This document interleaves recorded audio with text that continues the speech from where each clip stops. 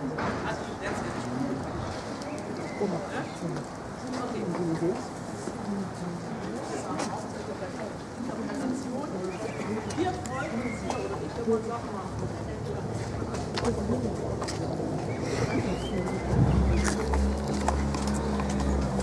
sommes donc arrivés ici à la synagogue, enfin l'église.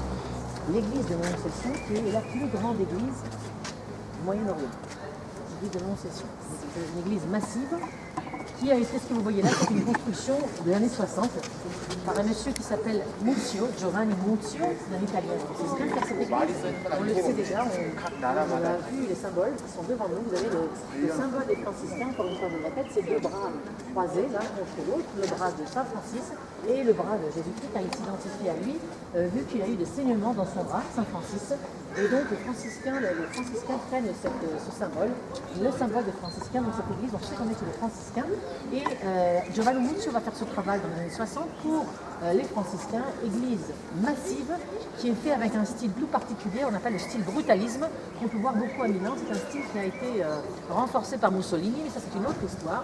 On va maintenant parler de la signification de cette église, l'importance de cette église, donc qui raconte comment Marie est visitée par l'ange chez elle, dans sa maison. Et on va le voir très clairement parce que nous avons deux niveaux dans cette église. On a un premier niveau, quand on va rentrer, il y a un premier niveau, l'étage de l'entrée si vous voulez.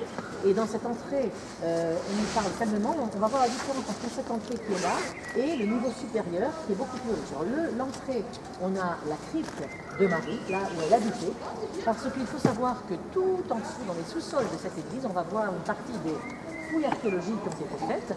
Eh bien, il s'agit d'un village juif. C'était un village juif du 1er siècle. On a retrouvé des bains rituels, vous savez, quand on fait des recherches archéologiques, on cherche la lettre même.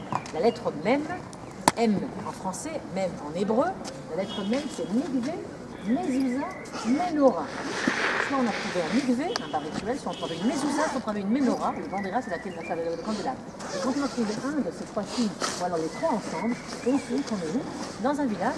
Alors, ce sont les trois manières des archéologues de dépister. Excusez-moi, je vais aller plus loin. Parce que pardon. Le mikvé, le mezouza, le mikvé, il fallait respecter. C'est le bain rituel, pardon. Le bain rituel et mezouza, dans tous les hôtels, vous verrez un verset, en fait, un verset biblique après. Je vais l'expliquer. Le mikvé, c'est donc le bain rituel. Hein, les juifs sont très tenus au bain rituel, encore au jour d'aujourd'hui. Un bain rituel, on va parler de ça tout à l'heure quand on sera dans l'église de la famille, n'a rien à voir avec l'hygiène, ça n'a rien à voir avec la propreté, c'est autre chose. Le mikvé, donc le bain rituel. La menorah, effectivement, c'est ce candélabre qui était dans le temple, dans le Saint des Saints. C'est une à 7 branches, et il y a toute une symbolique autour du candélabre. La menorah. Et la mezouza, c'est donc un petit boîtier, si vous voulez, avec des versets de la Torah, notamment le verset de Shema Israël, écoute Israël. Et c'était en fait, c'est pour se rappeler, c'est un rappel de la sortie d'Égypte, quand les maisons ont été marquées, les maisons juives ont été marquées, et l'ange de la mort a passé ces maisons. Donc, quand on est devant un de ces trois symboles, on sait dans un village juif. Donc, au sous-sol de cette église, vous avez, on va le voir, tout, et ça continue, on n'a pas tout excavé, mais toutes les maisons qui sont là, regardez bien derrière vous, tout ça, c'est ça d'un village juif. On a excavé une partie. Maintenant, donc c'est pour ça qu'il y a plusieurs niveaux. À ce niveau de là où nous sommes, nous allons rentrer, nous allons voir la crypte, et à côté de cette crypte, nous avons des restes, encore une fois, il y a le reste d'une église byzantine et les murs de l'époque des croisés. Parce qu'il faut comprendre que l'église où nous sommes ici a été construite, détruite, construite.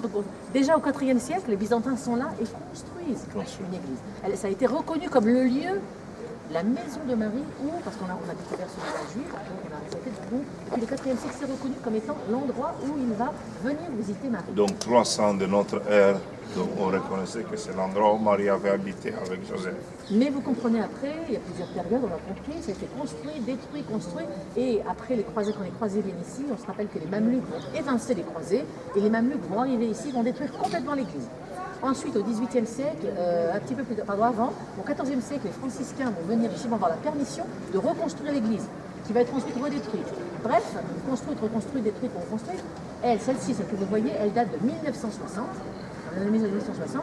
En fait, elle a été, le pape est venu ici en 64 mais elle a été officiellement ouverte en 60. Donc on va dire dans les années 60, la construction a duré longtemps parce que regardez ce que vous avez, c'est une construction massive. Donc le premier étage, on a la crypte, avec les restes des églises byzantines et l'église et ce qui reste du croisé. Et à l'étage au-dessus, on a, si vous voulez, l'église pour le public qui peut contenir plus de 1000 personnes, plus de 1000 faithful, plus de 1000 croyants peuvent être tenus à l'intérieur de cette église qui est massive tout en haut. Et ce qui est particulier à cette église, vous allez voir, qui est dédiée au culte marial en fait. On est vraiment dans l'église de Marie. Vous allez voir énormément de peintures et de dons de tous les pays. Vous parlez tout à l'heure de tous les pays, des gens qui viennent de tous les pays. Et bien sachez qu'il y a quelque chose de très très beau dans cette église. Tous les dessins que vous avez tous sont autour du culte marial. Ce sont des dons de toutes les nations du monde entier qui vont interpréter Marie à leur manière. D'Espagne, Togo, on a la Chine, on a la Guadeloupe, on a tous les pays qui sont représentés ici qui ont donné en cadeau des images de Marie, dont on voici une des Philippines. Et chacun avec son style, et toute l'église, et notamment en haut, vous allez voir en haut, au deuxième étage, vous avez le Chili, le Venezuela, peu importe tous les pays qui vont donner, si vous voulez, l'interprétation de Marie. C'est ça qui est très très beau ici. Maintenant, si on se met devant, si on regarde, excusez-moi, regarde l'église, mettez-vous devant l'église. Alors, encore une fois, on parle de gens qui ne savent pas, des gens qui ne sont pas toujours, alphabètes, ils ne savent pas toujours lire, mais regardez, l'église nous parle en elle-même. La construction déjà est évidente. Alors, on rappelle que l'annonciation, ça n'est pas seulement l'apparition de l'ange à Marie, mais c'est également l'incarnation. L'incarnation de Jésus-Christ qui se fait chair. Et le Verbe se fait chair. En latin, verbum caro est, factum est, c'est le Verbe se fait chair. Donc ça, c'est très, déjà au milieu, nous avons déjà cette phrase qui nous dit tout. Ensuite, nous avons bien évidemment, quand on regarde la façade, on voit Jésus-Christ qui est en haut, c'est lui qui domine le monde, le pasteur des pasteurs, comme vous disiez.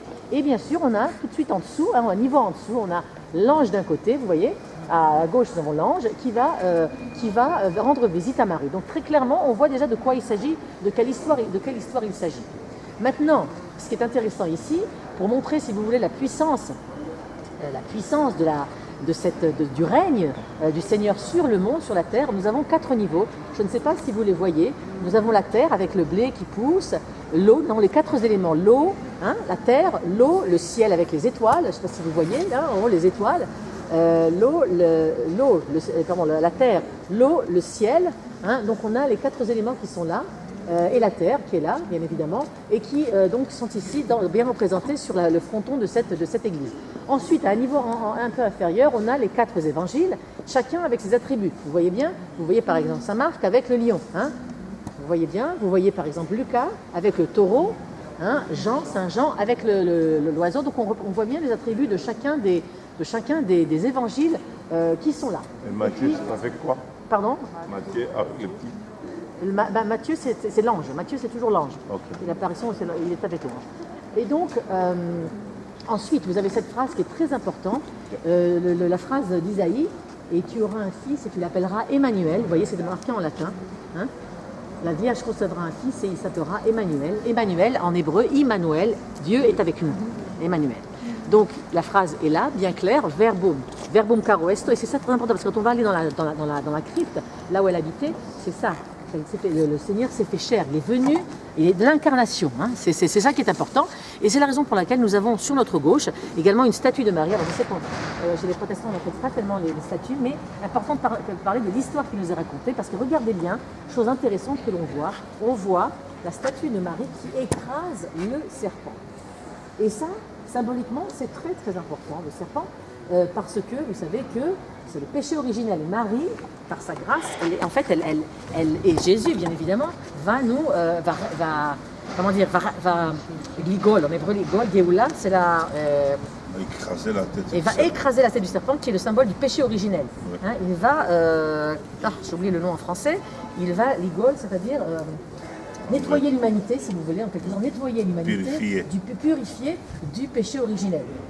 Donc c'est très important, c'est pour ça que symboliquement, Marie écrasant le serpent, parce qu'on rappelle qu'elle est vierge, qu'elle n'a pas péché, elle n'a pas été pécheuse du péché originel, et donc elle écrase le serpent en symbole, c'est très très important, et c'est un clin d'œil, c'est les 2 histoires qui nous sont racontées, très très important. Maintenant, cette église est très intéressante au niveau, il y a beaucoup de symbolique, et il faut faire attention à tout.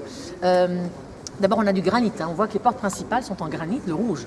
Le rouge dans le christianisme, dans l'art chrétien, c'est la couleur de la malchoute, la royauté, l'importance, la grandeur.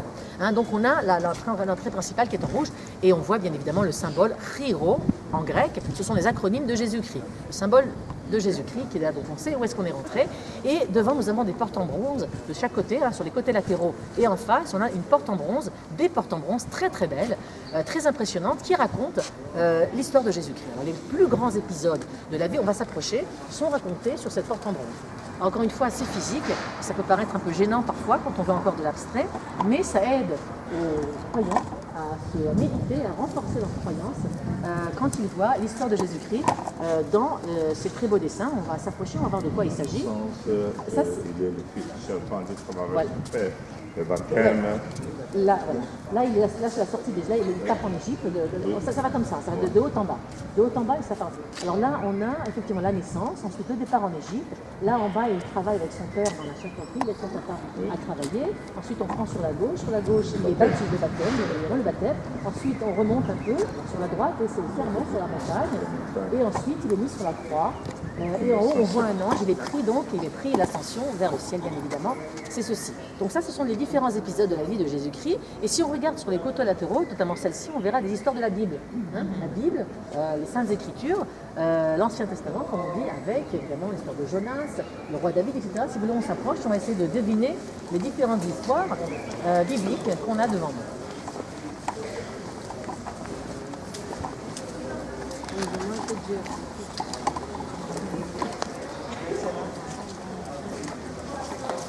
On a tout autour différents personnages importants.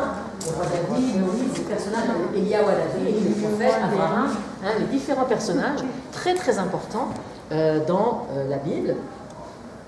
Jacob, Matthieu, ça continue jusqu'en haut, Saint-Pierre, tout à fait à droite, là-haut, Saint-Pierre.